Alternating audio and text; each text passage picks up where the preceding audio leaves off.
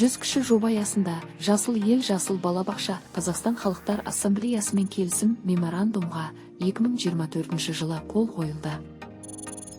Жобаның мақсаты мектеп жасына дейінгі балаларды тәрбиелеу мен оқыту үшін балалардың бойында экологиялық сана элементтерін, қоршаған әлемді және табиғатты түсіну, еңбек іс-әрекеті мен табиғатпен қарым-қатынас жасау дағдыларын дамыту, олардың жас ерекшеліктеріне сәйкес экологиялық мәдениетті қалыптастыру.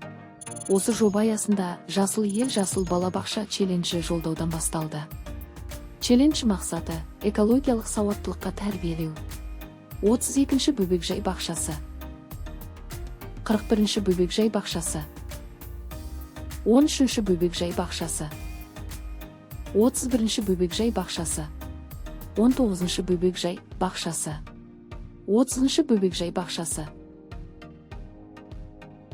15-ші бөбекжай бақшасы челленджді қабылдап жұмыстар атқарды.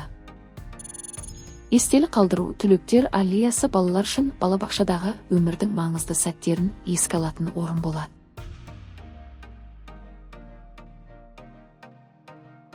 Экологиялық тәрбие бағытындағы жұмыс жасайтын балабақшалар арасында бірлескен семинарлар өткізіліп, дәріханалар, гидропоника бөлмелері ашылды. Тірі табиғат пен өлі табиғатты ұштастырып жұмыстар жүргізіліп жатыр.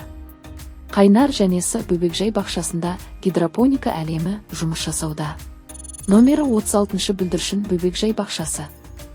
Бау-бақшаға бақылау және жиын терін жұмыс жүргізуде. Номер 23-ші Жастаурен бөбекжай бақшасының Жасыл дәріхана жобасының балабақшадағы мақсаты балаларды табиғатпен таныстыру, өсімдіктердің емдік қасиеттері туралы білім беру, экологиялық сауаттылықты арттыру және денсаулықты табиғи жолмен нығайту дағдыларын қалыптастыру. Аю жекеменшік балабақшасында осы жоба аясында тұзды шахта бөлмесі балалардың денсаулығын сауықтыру мақсатында жұмыс жасауда. Тірі табиғат аймағы деп аталатын нысан құрылды. Онда әртүрлі бөлме өсімдіктермен үй жануарлары бар. Номер 41-ші айналайын бөбекжай бақшасы.